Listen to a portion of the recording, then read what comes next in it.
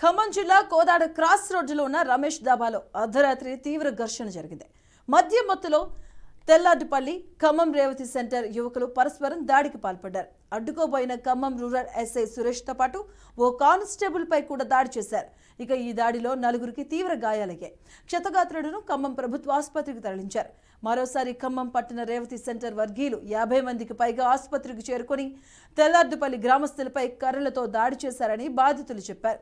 ఘటనా స్థలానికి ఖమ్మం 2 టౌన్ పోలీసులు చేరుకుని కొందరిని అదుపులోకి తీసుకున్నారు.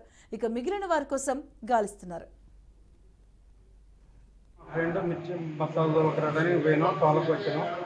8:30 టైంలో డాబా పోయి తిందామని ఆకలి అవుతుంది, అన్నం తిందామని ఆ డాబాలో పోయినాం. డాబాలో తింటున్నాం మేము. ఎదుటి వాళ్ళకి డాబా వాళ్ళకి గోల అవుతుంది. మాది అయిపోయింది. బిల్లు కడదామని పోయే వరకు ఆ తోపులాటకి మేము కింద పడ్డాం. మా ఫ్రెండ్ని కింద పడ్డాన్ని లేపే వరకు నేను ఒంగోని ఉంటే నా పైన కుర్చీ కర్ర తీసుకొని గిట్టగా వేసిండు. తలకాయ పెరిగింది. ఏమంటే పక్కకు వచ్చినాం. ఫుల్ బ్లడ్ కారుతుంది. పక్కకు వచ్చి ఏమంటే ఆ స్టేషన్ కాడికి పోయినాం మేము. ఆ లోపు ఎస్ఐ గారు కనుక చూశారు. ఎస్ఐ గారు కానీ మేము ముందు హాస్పిటల్కి పోయి రాకండి అని అన్నారు. గవర్నమెంట్ హాస్పిటల్కి వచ్చినాం. వచ్చి ఆ కుట్లు కనుక ఏంటి ఆ డ్రెస్సింగ్ చేయించుకొని కుట్లు వేసుకొని అన్నారు. లోన పోయి మాట్లాడినాం. అమ్మాయి ఏమన్నా కళ్ళు తిరుగుతున్నాయి, ఎట్లుందా అది అంటే ఏం లేవు అని చెప్పి కొద్దిగా లేవు చేశారు అని అన్న.